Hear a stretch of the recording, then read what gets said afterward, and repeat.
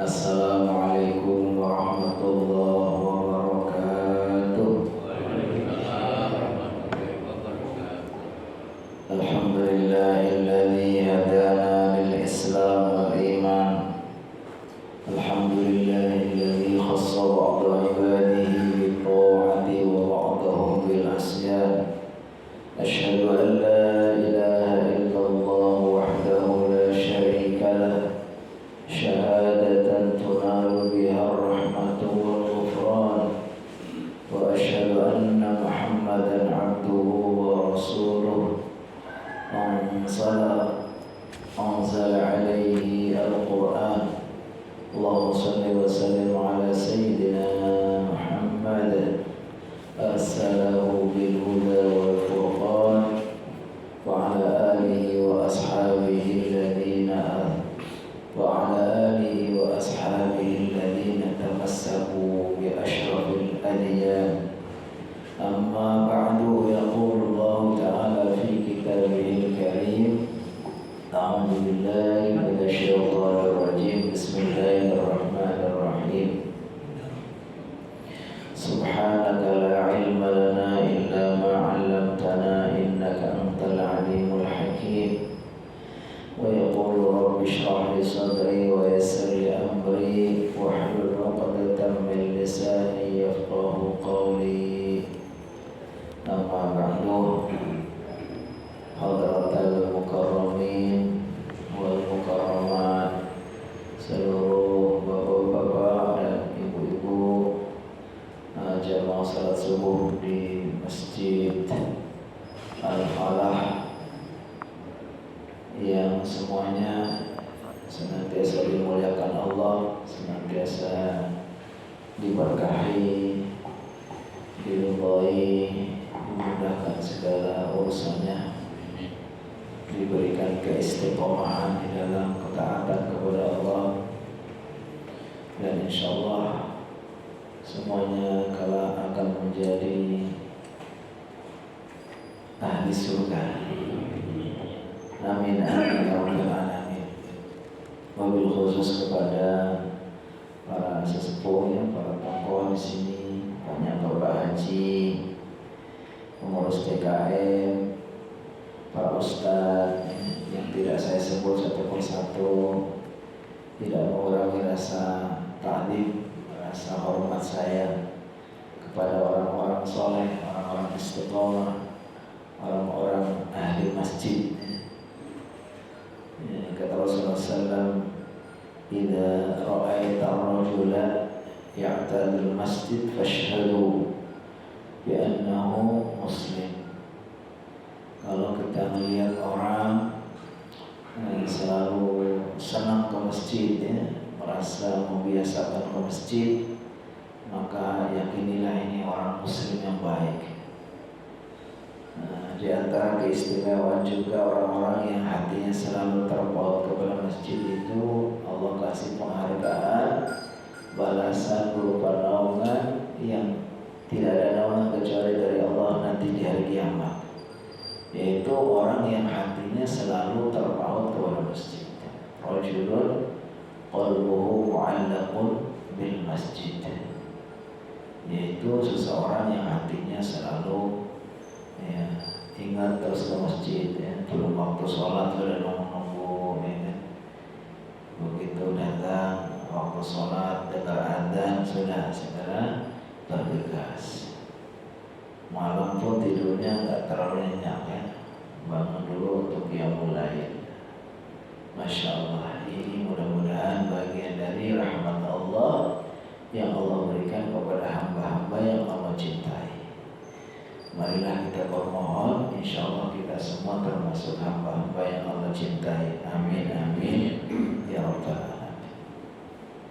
Termasuk karunia Allah Subhanahu wa taala yang sangat agung, yang sangat besar adalah kalau kita Allah berikan kenikmatan untuk hadir ke majelis, datang untuk belajar ilmu. Itu bagian dari karunia yang tidak semua Allah berikan, artinya tidak semua hamba Allah berikan kenikmatan untuk belajar. Nah, maka ketika kita kesempatan seperti ini hadir di taman-taman surga Allah ya.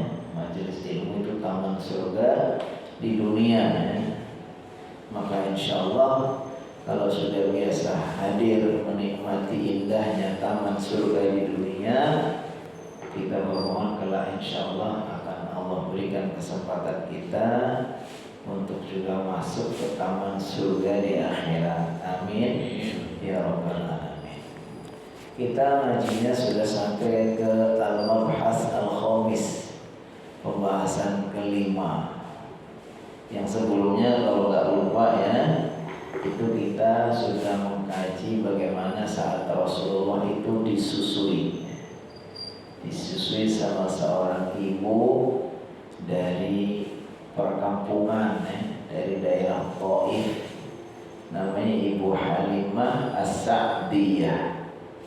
Yang tadinya beliau itu awalnya hampir terpaksa ya, mengambil beliau sebagai anak susuan, karena ibu-ibu yang lain semua sudah dapat anak untuk dibawa kampungnya untuk disusui.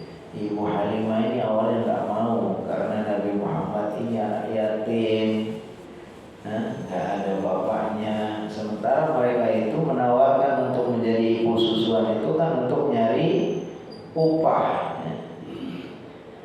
Mereka cari ke kota, kalau sudah dapat sepakat bawa pulang anaknya untuk dirawat di kampung, disusui. Nah ini Ibu Halimah melihat ini anak yatim, kalau saya ambil nanti siapa yang mesti upahnya, begitu ya.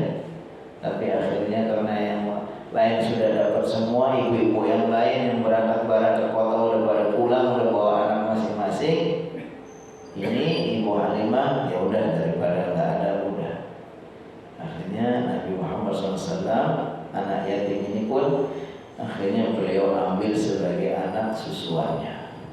Tapi Masya Allah begitu berkahnya ya, setelah mengambil Nabi Muhammad sebagai anak susuan itu, Masya Allah berubah kehidupan Ibunda Halimah. Rezekinya berkah, hewan-hewan peliharaannya semua jadi subur, jadi gemuk, itu kan rezekinya murah dan seterusnya.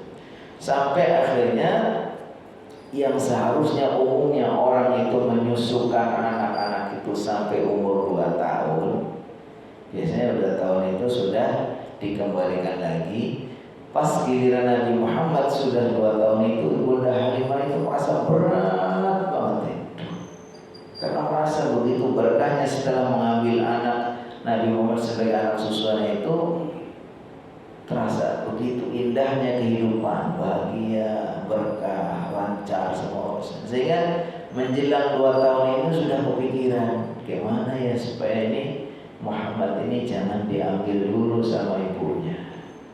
Akhirnya pas menjelang 2 tahun datanglah beliau Ibunda Halimah dengan suaminya, dengan Nabi Muhammad dibawa untuk menemui ibunya, ibu kandungnya. Idenya minta diizinkan, ini Muhammad juga di sana saya rawat dengan baik, anaknya juga Masya Allah beda banget dengan anak bayi-bayi yang lain, baik, pokoknya menyenangkan sekali. Sehingga ya udah, kalau memang boleh tolong ini setelah 2 tahun ini masih terus aja biar didik ke kami. Terus sampai akhirnya diizinkan.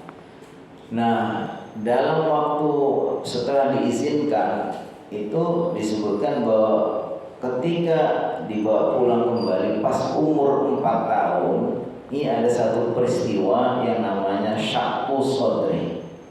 Peristiwa Nabi Muhammad SAW itu dadanya dibelah, diambil hatinya lalu dicuci. Ini peristiwa yang disebut ya peristiwa khariqun lil adat, suatu kejadian yang memang luar biasa, yang mungkin tidak bisa dicerna dengan logika seperti ini. Karena ini apa? Amrun khariqun lil adat. Ini berlaku untuk para nabi, untuk para rasul, karena ini sifatnya mukjizat.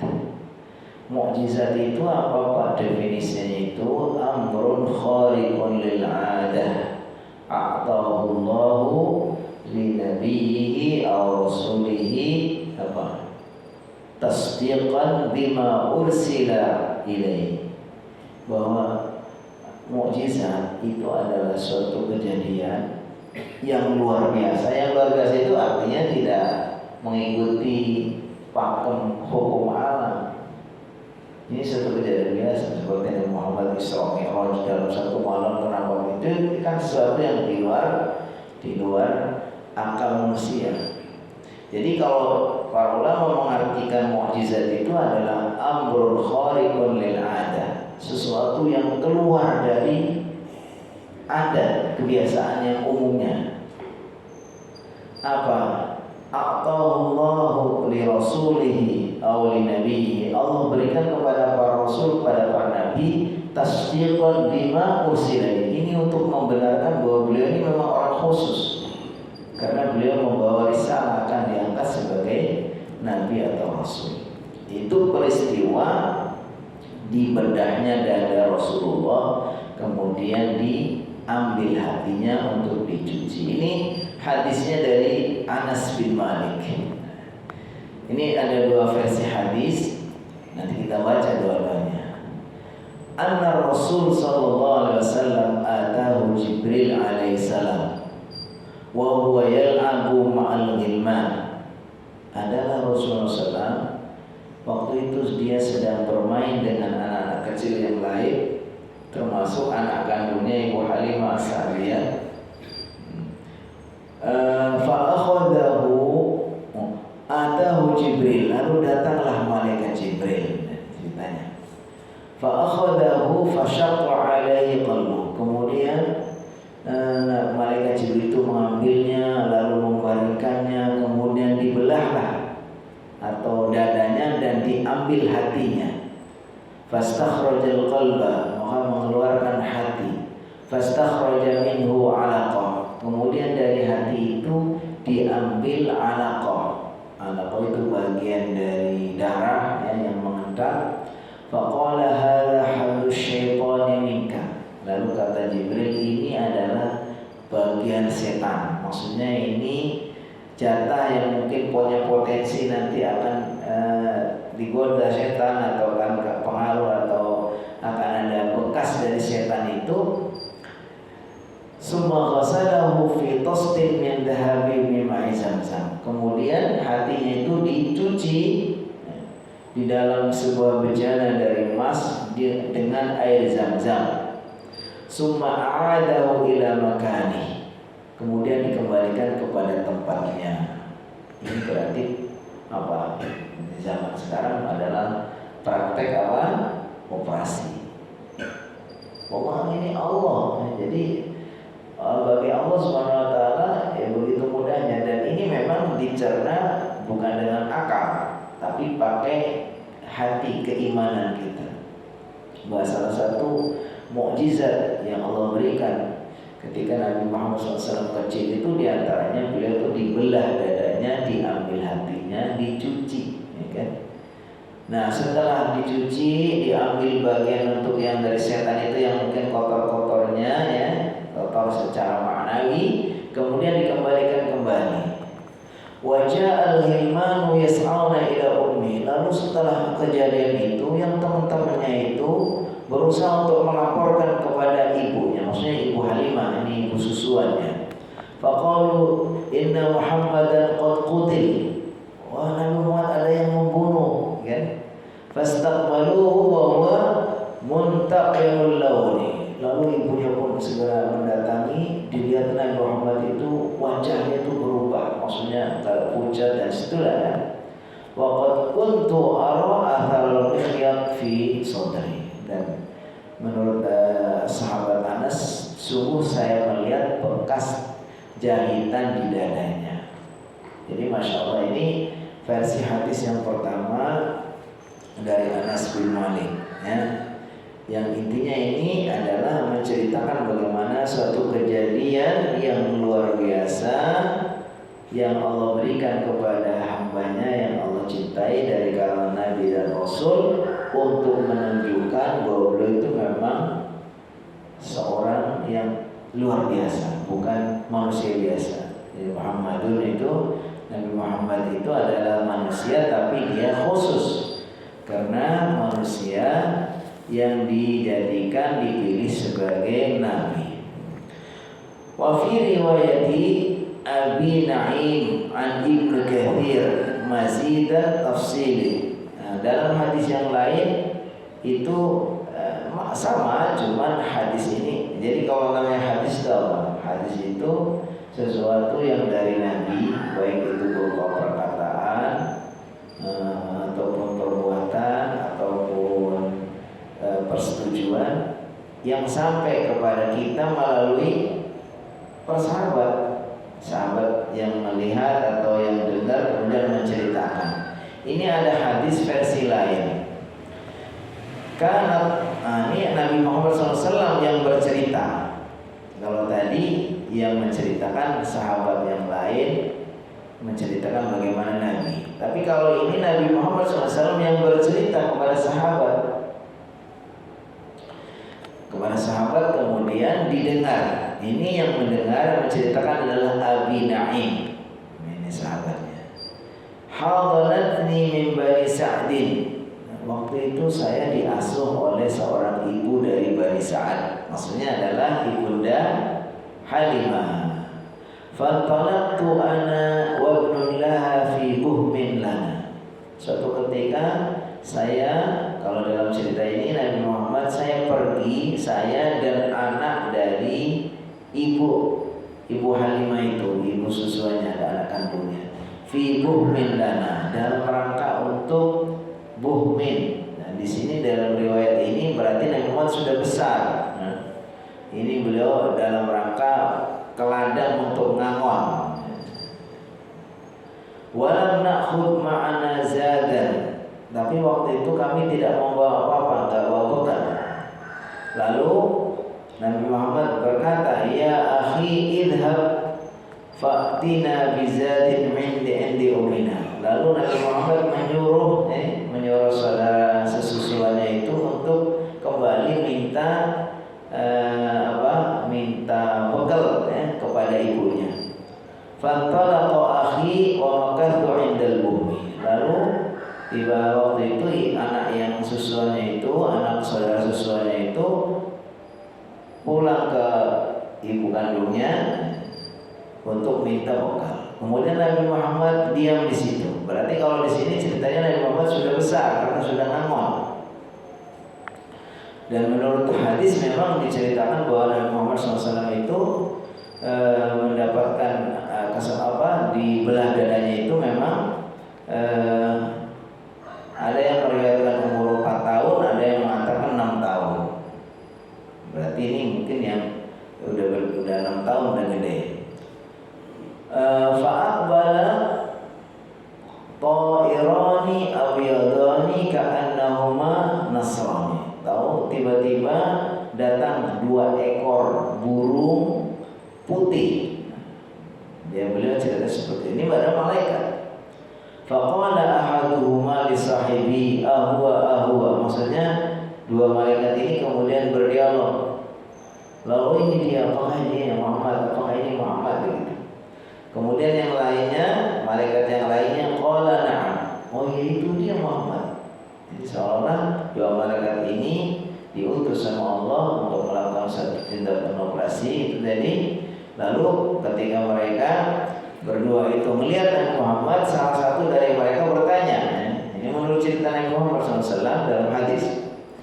Kemudian setelah ditanya, oh itu Muhammad. Fa'aqbala yatabadarani. Kemudian 2 malaikat itu segera mendekati Nabi Muhammad SAW. Fa'akhadani, lalu mengambil Nabi Muhammad SAW. Fawatakhani lilqafa, kemudian membaringkan kami.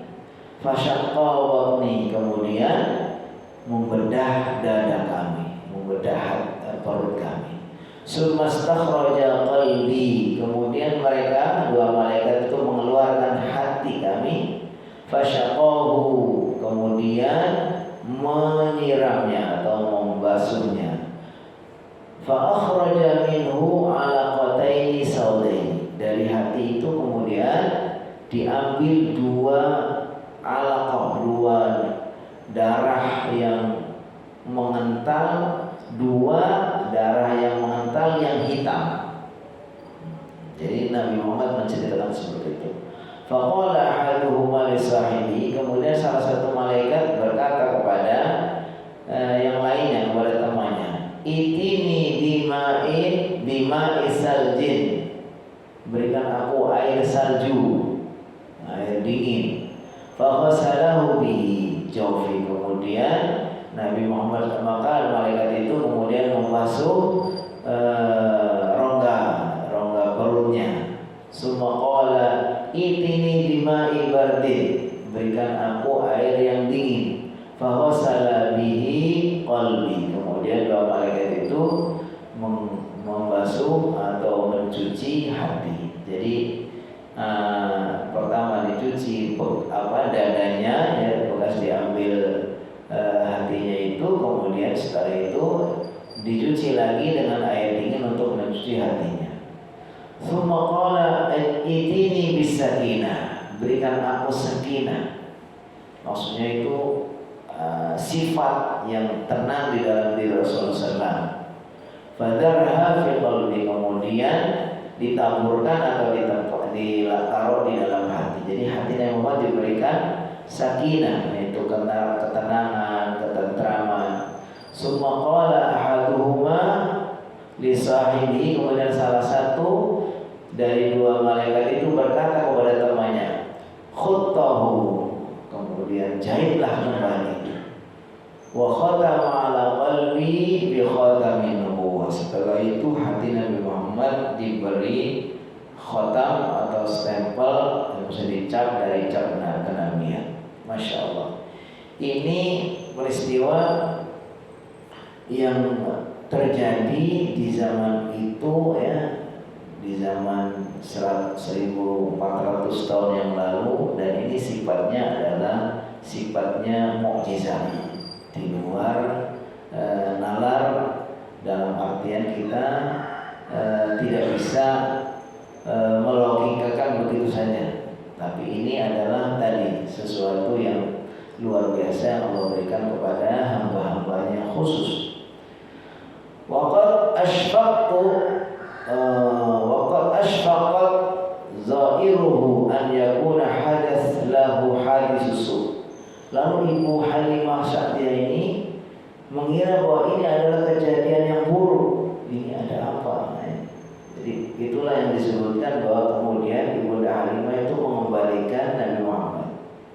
Karena setelah ada kejadian itu, Ibunda Halimah itu merasa khawatir. Ini kenapa Nabi Muhammad, anak waktu itu masih belum tahu kalau jadi Nabi, ya, ini Muhammad kecil karena begini gitu kan. Makanya dia khawatir nanti kalau ada apa-apa. Sehingga ibunya itu pun ketakutan. Dikiranya itu adalah satu kejadian buruk. Fa asra'at bihi aidatan ala ummihi fi Makkah. Akhirnya ya udah, daripada nanti saya istilahnya apa ya, ada apa-apa nanti saya disalahkan, ini kan ada hal-hal kejadian yang aneh-aneh. Kemudian Ibunda Halimah, ya, akhirnya segera mengembalikan Nabi Muhammad SAW kepada ibu kandungnya. Ada yang mengatakan itu waktu itu umurnya 6 tahun, ada yang mengatakan 4 tahun. Yang lebih logis karena di sini Nabi Muhammad sudah bisa diajak, ya, main ke tempat ladang, namun berarti sudah gede. Kemudian Ibunda Halimah membawa Nabi Muhammad SAW kembali kepada ibunya, diserahkan kembali. Lalu beliau mengatakan, ini ra'aitu hina hamalat bi, menceritakan, dan seterusnya, ini saya sudah tunaikan, ini kewajiban saya merawat Nabi Muhammad atau merawat Muhammad, ya. Cuman saya khawatir karena ada kejadian-kejadian yang aneh, yang termasuk cerita seperti tadi bahwa ada 2 orang yang mengambilnya lalu membelah dada dan seterusnya. Itu diceritakan kepada Ibunda Halimah, Ibunda Aminah. Lalu setelah itu Ibunda Aminah pun ternyata juga punya cerita yang aneh juga ya, sampaikan. Wa qalat inni ra'aitu hina hamalat bihi annahu kharaja min nur. Ternyata Ibunda Halimah sendiri bukan dunia pun pernah mengalami peristiwa yang aneh ya. Tadi kata Ibunda Halimah ketika diceritai oleh Ibunda Halimah ketika menceritakan itu, Ibunda Aminah juga pernah mengalami sesuatu yang aneh. Kata beliau, inni ra'aitu, saya pernah melihat hina hamaltu bihi, ketika saya mengandungnya, annahu kharaja minni nurun, sungguhnya keluar dari diri saya, dari perut saya nurun, yaitu cahaya adha'at qusurasa. Maksudnya yang waktu itu menyinari, menerangi qusurasa, yaitu istana-istana Sam. Nah, ini peristiwa yang dialami oleh ibunda, ibu kandungnya. Baik. Jadi kalau kita melihat ini, masya Allah ya, Allah Subhanahu Wa Taala dengan segala kekuasaannya ya, dan memang disebutkan secara jelas dalam ayat, dalam hadis, memang ada peristiwa-peristiwa yang sifatnya itu khariqun lil adah, keluar dari kebiasaan, baik ada dalam aliran tradisi maupun yang maksudnya ada dalam aliran hukum sunnatullah.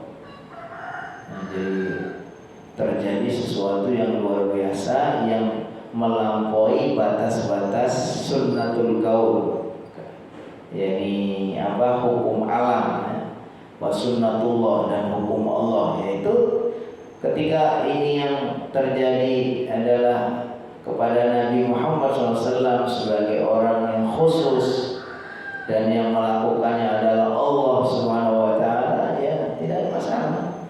Karena Allah Subhanahu Wa Taala mengatakan, idza aradallahu biha, gimana?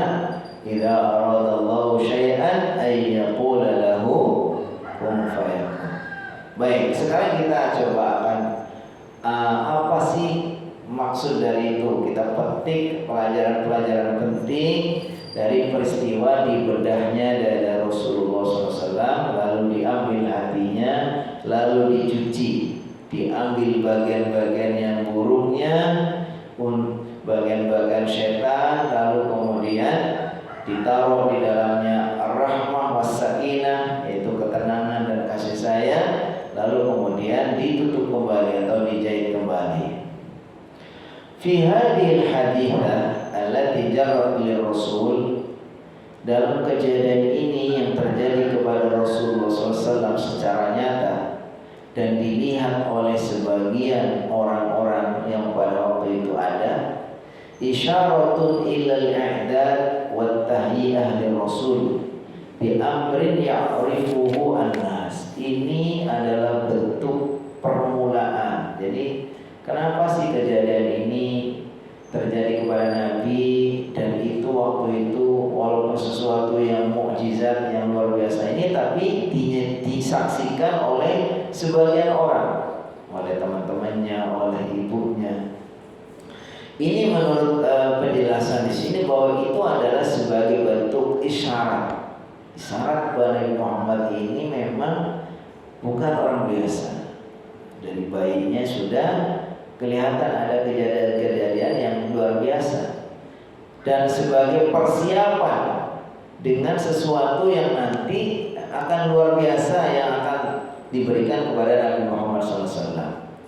Wa ujriya lir Rasul amaliyatu tathhir qalbihi, dan terjadi kepada Rasulullah SAW praktek pembersihan hati untuk menghilangkan darah kental yang hitam, kemudian mencucinya dengan air zam-zam, adalah tathhirun ma'nawiyun. Ini sebuah proses pensucian yang sebetulnya maknawi. Sama dengan kalau Nabi Muhammad mengatakan sesungguhnya dalam diri anak Adam ada segumpal darah. segumpal daging yang apabila segumpal daging itu baik maka baiklah seluruh tubuhnya, apabila segumpal daging itu buruk maka buruklah seluruh tubuhnya. Apa segumpal daging itu adalah hati, itu kan maknawi sama. Jadi dalam diri kita itu ada hati, bukan berarti kemudian kita belah hatinya kemudian kita cuci, ya bukan seperti, tapi kalau dalam diri kita itu maksudnya hati yang sifatnya rohani. Hati kita baik maka akan tercermin dalam perilaku kita, perkataannya, perbuatannya baik. Tapi kalau hatinya buruk maka akan tercermin juga dalam perilaku kita buruk. Nah, tapi untuk Nabi Muhammad ini Allah perlihatkan kepada orang lain ini sebagai bentuk mukjizat bahwa beliau itu memang khusus, ya kan? Jadi disebutkan itu prophet ini dikatakan akhadha syakal al-hissi al-madi alladhi yattali 'alaihi nas. Sebenarnya itu proses pensucian secara maknawi, tapi menempati atau ditunjukkan sebagai proses yang hissi, yang fisik. Sebetulnya itu kejadian pembersihan secara maknawi, hatinya dicuci, diambil bagian setan, itu kan sebenarnya prosesnya sebetulnya itu maknawi. Pembersihannya apa, Nabi Muhammad SAW kemudian hatinya kotor itu maksudnya secara fisik tidak, tapi diperlihatkan menjadi sesuatu yang fisik dalam rangka apa?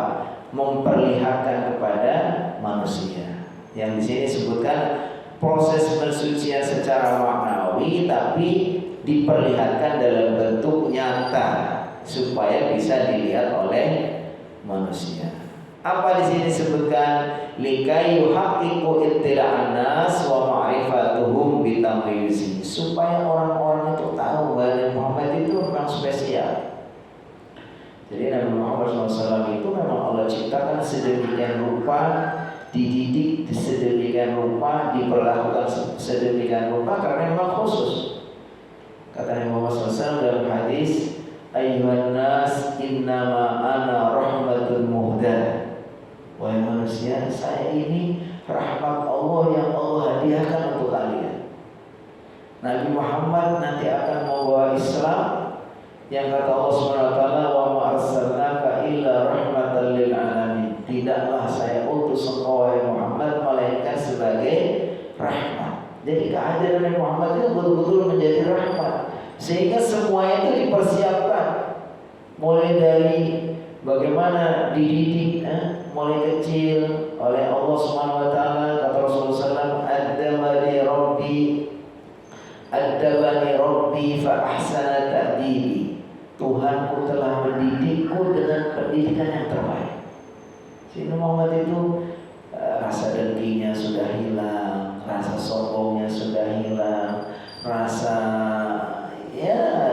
kemudian dengki, iri, sudah diambil, karena itu yang menjadi potensi setan ini sudah diambil. Nah, ini hikmah di balik itu.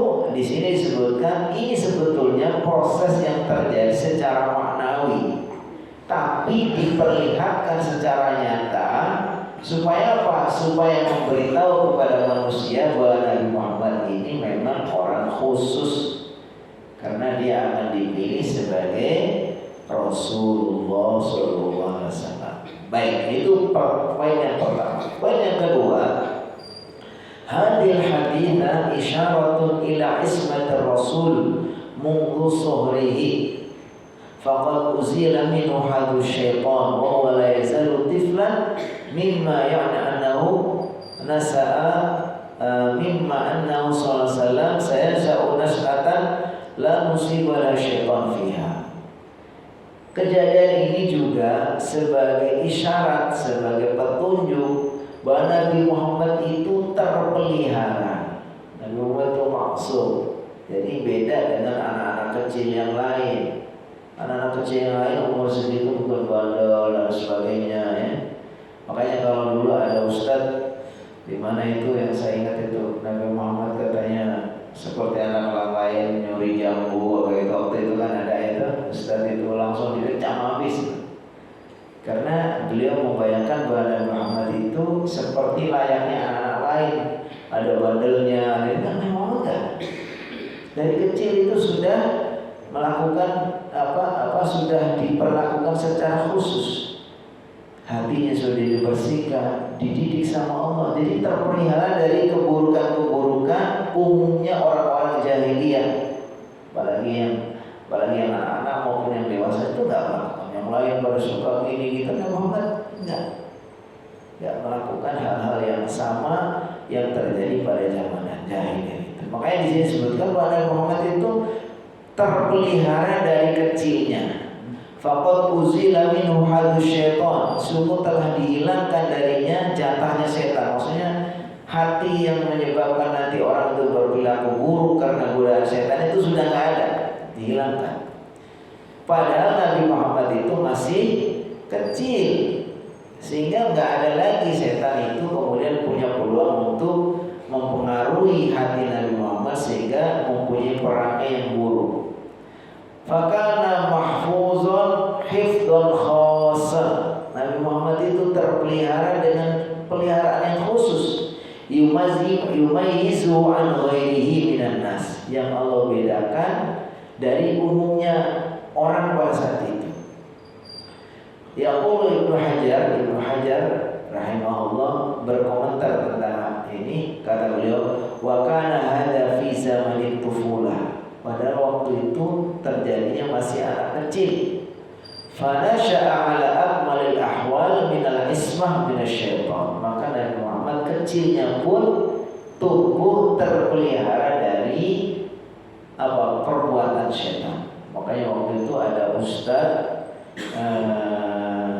yang nggak sengaja saya pikirnya khilaf aja, tapi sempat viral karena beliau itu pernah menceritakan bahwa Nabi Muhammad itu ya kayak umumnya anak. Maka ada katakan ya kalau anak bandel gitu nyuri mangga tetangga seperti itu pun dikecam karena Muhammad khusus. Dan satu poin lagi, satu pandangan yang paling penting ini, fi hadis satu sadri, dalam kejadian dibelahnya dada Nabi Muhammad ini, darsun fi hududil aqli. Ini pelajaran atas batas kemampuan logika kita. Ini adalah ujian bagi orang yang beriman. Sama dengan ujiannya waktu Nabi Muhammad SAW bercerita bahwa beliau di satu malam diajak dari Masjidil Haram ke Masjidil Aqsa, lalu dari Masjidil Aqsa ke langit pertama, dua. Itu bagi orang yang waktu itu Islamnya masih baru-baru, sebagian malah belum Islam, itu masya Allah satu godaan, satu ujian yang berat sekali. Nabi Muhammad orang lagi ragu-ragu, ngaku sebagai Nabi, sebagai Rasul, disuruh beribadah kepada Tuhan yang tidak umum. Dan saat itu orang pada nyembah batu, menyembah patung, tiba-tiba mengajak untuk menyembah Allah, menghadap Baitul Maqdis waktu itu. Itu orang aja udah ragu, tiba-tiba Nabi Muhammad ngaku diangkat di perjalanan dari Masjidil Haram ke Masjidil Aqsa, kemudian diisrakan ke langit. Terus orang tuh tambah semakin nggak percaya saja. Tapi ketika mereka datang kepada Abu Bakar meragukan tentang cerita Nabi Muhammad, lalu mereka datang ke Abu Bakar, sahabatnya yang dipercaya oleh mereka juga dipercaya, Abu Bakar pasti jujur juga, dan apalagi dekat dengan Nabi Muhammad. Lalu mereka datang rame-rame menemui Abu Bakar. Oh Abu Bakar ini loh, temanmu udah semakin ngaco. Kemarin bilang bahwa mereka ini utusan Allah, bawa agama baru. Ini sekarang ngaku-ngaku dia katanya diperjalankan dari Masjidil Haram ke Masjidil Aqsa, habis itu ke langit, ketemu dengan para nabi. Ini semakin ngaco aja. Kata Abu Bakar, kalau itu yang berbicara Muhammad pasti benar. Bahkan kalau dia bercerita yang lebih aneh dari itu pun saya percaya. Makanya Abu Bakar itu diberi gelar apa? As-Siddiq. Sama dengan kita ini. Di sini disebutkan hilang. Kalau kita pakai logika ya nggak sampai. Walaupun kalau dicerna dalam alam dunia sekarang ini bisa loh. Sekarang tuh bisa tuh jantung orang diambil, dicangkok, ini kemudian dipasang. Oh, sekarang dengan teknologi sekarang itu orang bisa. Mungkin di zaman 1400 tahun kayak ada, tapi ternyata jangankan malaikat, Allah yang menciptakan bisa. Orang sekarang manusia dengan kecanggihan teknologi aja, kedokteran sudah canggih aja, sekarang orang bisa itu. Jantungnya diganti, kan? Dipasang bagian tertentu. Saya kemarin waktu anak saya dioperasi lutut itu, anak saya dioperasi lutut. Jadi diambil bagian dari tendon yang di bawah dipindahkan ke sini. Dan kata anak saya itu ngelihat, jadi dia di biusnya sebagian saja luar biasa. Jadi dalam dunia medis ya, sekarang kelihatannya dulu di zaman itu begitu beratnya orang nggak percaya ada proses operasi seperti itu. Tapi sekarang aja sudah, nanti mungkin akan lebih canggih lagi. Sekarang seperti maunya orang mengeluarkan batu ginjal atau menghancurkan batu ginjal tanpa harus dioperasi ada. Jadi canggih. Ya. Makanya di sini disebutkan ini adalah ujian pelajaran bagi kemampuan akal kita.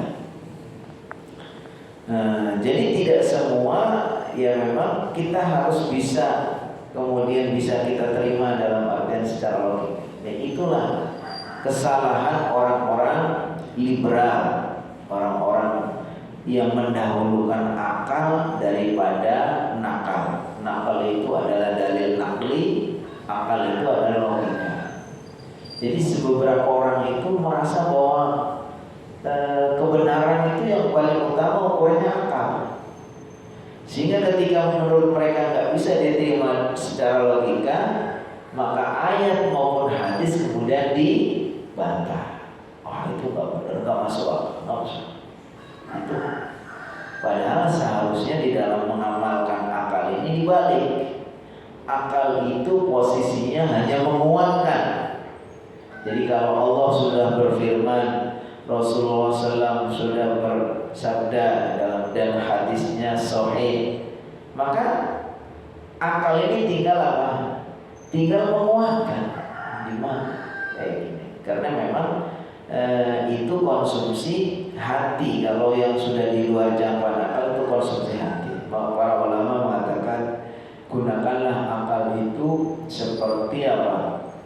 Kalau dalil nakli itu mata, kalau dalil akli itu center.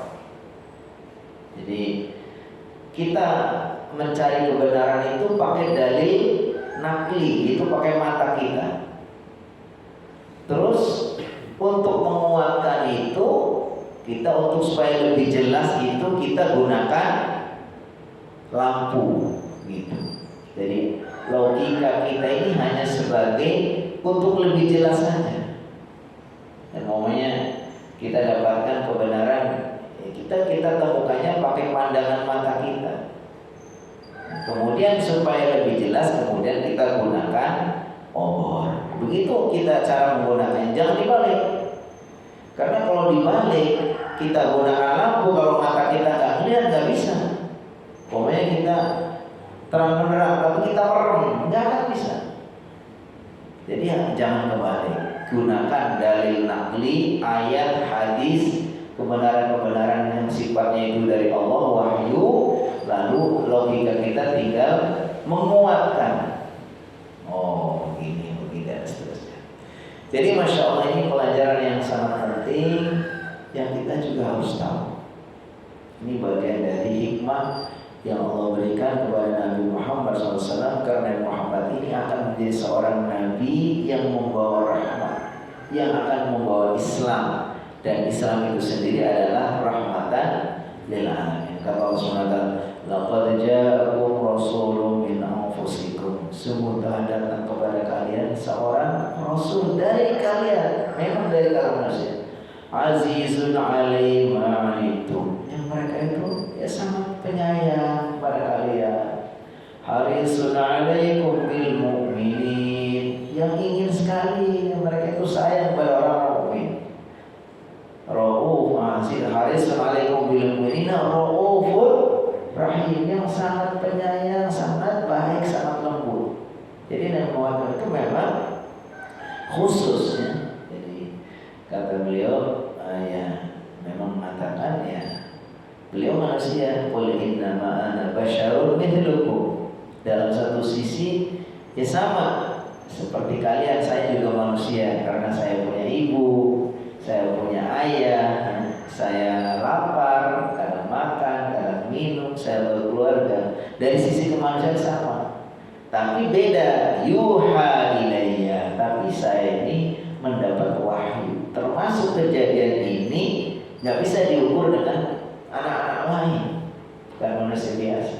Kejadian ini adalah bagian dari mukjizat yang tadi yang membedakan Nabi Muhammad SAW dari orang-orang atau dari manusia yang lain.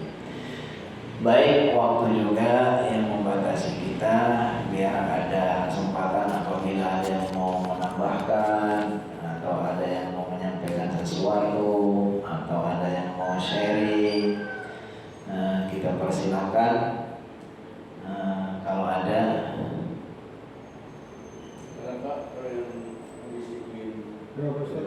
Oh, mari, masya Allah. Enggak. Terima kasih. Assalamualaikum warahmatullahi wabarakatuh. Waalaikumsalam warahmatullahi wabarakatuh. Ada dua hal yang saya tanyakan mengenai di bedah operasinya tubuh Nabi kita Muhammad SAW. Yang pertama, saya ingin menanyakan, kalau waktu sekarang atau waktu dulu pun boleh nggak dalam agama kita untuk menyusukan anak ke orang lain gitu. Tapi kalau Nabi kita kan yakin ibunya nggak ada, ini ibunya ada tapi karena apa sakit tapi menyusukan ke orang lain gitu. Saat ini atau sekarang ini boleh nggak? Itu dari segi agama gitu. Itu yang pertama. Yang kedua, proses pembedahan Nabi kita itu ada dua hadis ya. Yang satu sumbernya bahkan kata Pak Ustaz tadi dari Nabi kita sendiri. Nah, yang saya pertanyakan, kok untuk kejadian yang sama yang sumbernya dari salah satunya dari yang bersangkutan sendiri, ya itu kan berarti yang kita benarkan gitu ya, yang dari yang bersangkutan sendiri karena dia yang terkait kan. Kok ada lagi hadis yang lain dan waktu tadi katanya umurnya sangat berbeda, yang satu mungkin sudah balik gitu, yang satu baru 4 tahun. Kok ada gitu? Padahal sumbernya ada dari yang terkait sendiri, Nabi kita sendiri. Itu yang saya bertanya. Terima kasih. Terima kasih. Masya Allah ya, pertanyaannya sangat mencerahkan ya, bagus. Terima kasih. Pertama, kalau dari sisi hukum, apa boleh seorang anak disusukan kepada ibu yang lain sedangkan ibu kandungnya ada? Dari sisi hukum, apalagi di waktu itu memang itu terkait dengan tradisi pada zamannya. Kalau kita lihat dalam cerita tentang Nabi Muhammad disusui oleh Ibunda Halimah itu, Ibunda Halimah itu datang dari Taif, dari Bani Sa'diyah, dari Taif datang ke Mekah. Itu bersama rombongan ibu-ibu yang lain. Ibu-ibu yang lain pun sama, menawarkan mencari bayi-bayi kecil di kota untuk dirawat, disusui. Yang disebutkan di situ adalah faedahnya kalau nggak salah ada 3. Yang pertama ya karena mereka merasa bahwa itu sudah menjadi kebutuhan mereka itu. Ibunya juga merasa diuntungkan karena anaknya ada yang ngurus gitu. Kemudian ibu-ibu dari kampung juga memang untuk mencari nafkah gitu. Yang kedua, ibu-ibu yang menitipkan itu punya motivasi, karena di daerah kota di Mekah itu saat itu juga sudah termasuk kota, sudah banyak orang haji zaman itu, dan iklimnya mungkin mungkin sudah tidak sebagus di daerah. Kalau di daerah itu semua masih, termasuk kalau kita pergi ke Taif itu memang daerahnya beda dengan Mekah. Taif itu daerah yang subur. Jadi kalau kita pergi ke Taif itu, kita lihat di pinggir jalan itu sudah banyak pohon-pohon, dan salah satu penghasilan yang paling menarik di situ ada pohon delima dan pohon dan kurma. Di kurma itu pas itu. Kita beli kurma itu sudah sekeranjang, beli delima itu murah. Jadi isi delima itu ada 4, ada 5, hanya cuma berapa? Kadang ada yang 5 real, kadang yang 10 real. Karena itu banyak. Dan itu orang-orang dari Mekah itu banyak yang nitip di situ karena mungkin suasana. Jadi di saat itu memang umumnya seperti itu. Yang ketiga, mereka belajar bahasa. Jadi di daerah ini dianggap bahasanya itu masih asli. Sementara kalau di Mekah itu karena saking banyak pendatang itu bahasanya kurang bagus. Itu disebutkan dalam hikmah dibalik kenapa Nabi Muhammad disusulkan kepada orang daerah. Kalau secara hukum boleh saja, sampai sekarang pun boleh gitu. Hanya saja berkonsekuensi secara hukum syariat. Orang yang sudah pernah disusui, bayi yang sudah pernah disusui sama selain ibu kandungnya, maka itu jadi anak susuan dan itu jadi nasab. Dia sama ibu susuannya itu jadi kayak ibu, nggak boleh menikah. Kemudian sama keluarganya dia juga menjadi saudara, nggak boleh menikah. Pokoknya ibu kandungnya punya anak laki-laki yang disusui bayi perempuan, itu akhirnya jadi saudara sua. Itu juga berkonsekuensi. Secara hukum itu termasuk bab muamalah ya boleh saja. Nah, jadi kalau ditanyakan secara hukumnya boleh saja, apalagi memang waktu itu sudah menjadi tradisi umumnya pada saat itu ya. Walaupun sekarang mungkin sudah nggak lagi ya, kalau zaman sekarang itu udah banyak, di samping berkonsekuensi tadi menyusukan itu akan berkonsekuensi hukum.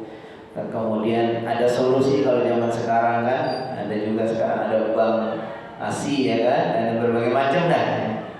Bahkan ada yang udah mulai kecil langsung kasih susu sapi, jadi anak sapi udah langsung ya kan. Nah jadi mungkin kondisinya berbeda, tapi intinya itu boleh.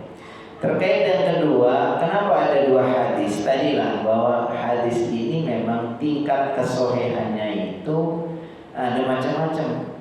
Ada hadis yang sangat sahih namanya hadis mutawatir.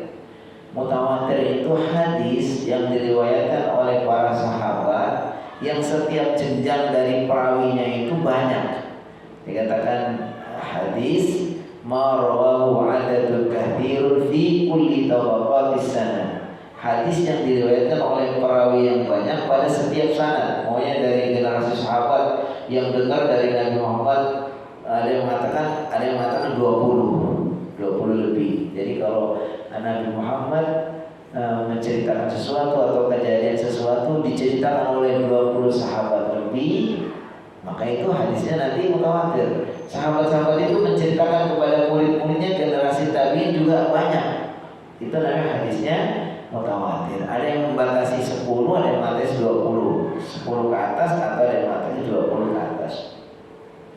Kalau hadisnya itu kurang dari derajat mutawatir, itu namanya hadis ahad. Hadis ahad itu dibagi 3. Ada hadis ahad, namanya hadis yang masyhur. Masyhur itu perawinya 3 atau lebih pada setiap sanad. Kemudian ada hadis aziz, itu perawinya hanya 2 orang. Ada namanya hadis gharib. Nah itu hadis perawinya hanya 1. Nah itu kan. Nah nanti ada lagi di bawahnya hadis itu.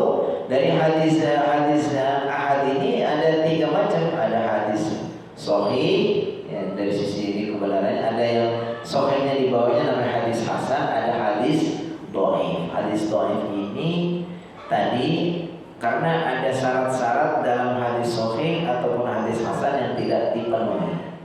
Nah, termasuk hadis ini memang kalau dilihat dari perawinya di sini sebetulnya hadisnya sahih, nah hadis Muslim. Nah, hanya saja memang terjadi karena tadi kalau yang satu versi namanya hadis Nabi Muhammad SAW yang bercerita sendiri namanya hadis qauli. Hadis qauli berarti Nabi Muhammad sendiri yang menceritakan. Dan menceritakannya ini boleh jadi Nabi Muhammad menceritakan itu mungkin sudah gede, sudah menjadi nabi, dia bercerita dulu waktu saya kecil gini. Dan sedangkan hadis satunya itu versi orang lain menceritakan Nabi. Maka boleh jadi terjadi ada perbedaan. Nah, bagaimana ketika ada terjadi perbedaan? Ketika dalam satu hadis ada yang satu begini, yang satu begitu. Kalau di sini sangat wajar terjadi. Pertama karena yang satu itu pribadi Nabi Muhammad yang bercerita tentang kejadian yang beliau alami. Kemudian yang satu adalah versi orang lain yang pernah mendengar cerita tentang itu. Yang pernah cerita yang di sini kan yang menceritakan adalah sahabat Anas. Sahabat Anas itu adalah anak kecil yang melayani Nabi Muhammad SAW. Ketika waktu itu sahabat Anas umurnya mungkin sampai berapa ya? Dan dikatakan masih dari kecil sampai umur sampai 10 tahun ya. Melayani Nabi. Jadi itu pernah menjadi pelayan Nabi kurang lebih 10 tahun sahabat Anas itu. Jadi wallahu sebenarnya tidak ada kontradiktif, cuma tinggal apa? Dikompromikan.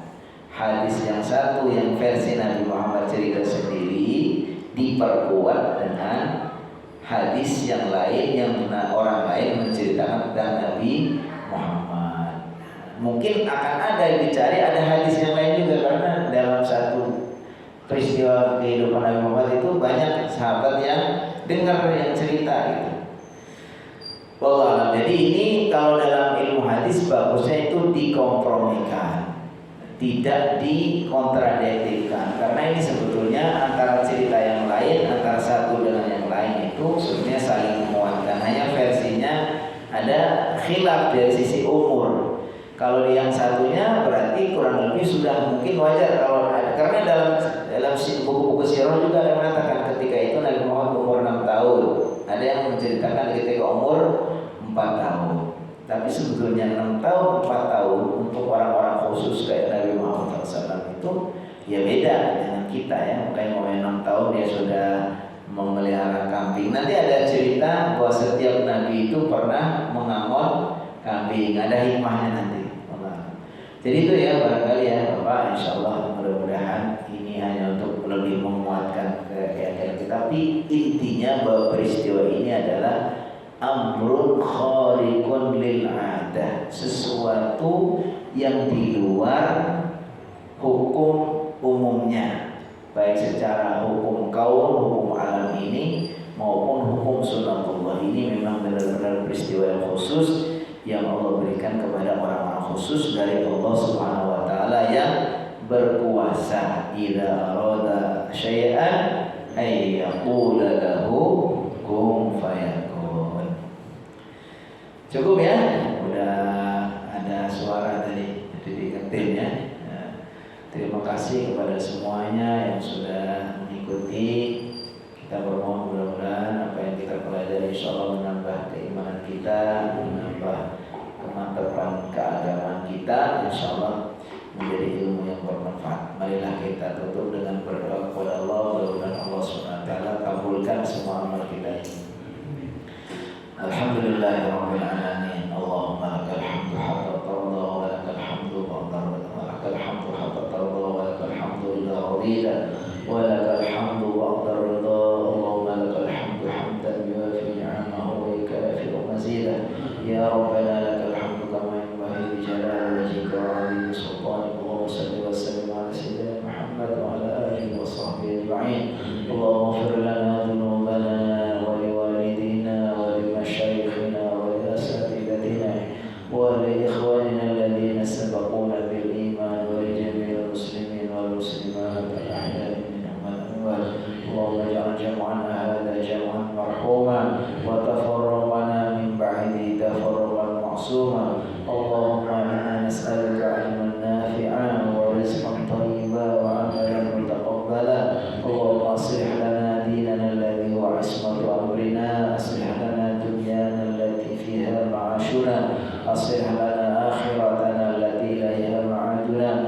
اللهم اجعل الحياة زيادة لنا في كل خير واجعل الموت راحة لنا من كل شر.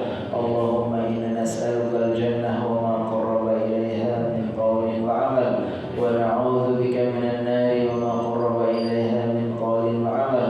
اللهم إنا نسألك من خير ما سألك منه نبيك محمد صلى الله عليه وسلم ونعوذ بك من شر ما استعاذك منه نبيك محمد صلى الله عليه وسلم. اللهم إنا نسألك من الخير كله عاجله وآجله ما علمنا منه وما لم نعلم. ربنا آتنا في الدنيا حسنة وفي الآخرة حسنة وقنا عذاب النار. وصلى الله على خير خلق محمد وعلى آله وصحبه أجمعين. سبحان ربك رب العزة عما يصفون وسلام على المرسلين والحمد لله رب العالمين. Mari kita tutup dengan membaca Alhamdulillah dan doa kafaratul majlis. Alhamdulillahirabbil alamin. Subhanakallahumma wa bihamdika asyhadu an la